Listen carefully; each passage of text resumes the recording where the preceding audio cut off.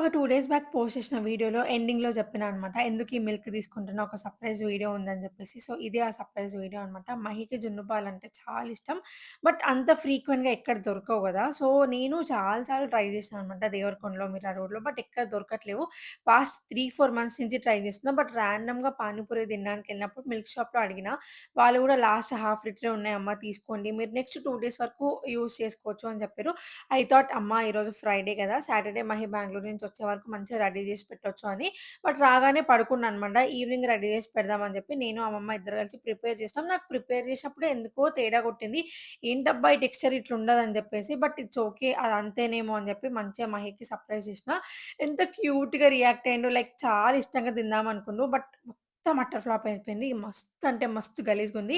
Surprise went wrong అన్నట్టే అయిపోయిందనమాట. పాపం ఇంకోసారి జున్ను తినాలంటే భయపడతాడు.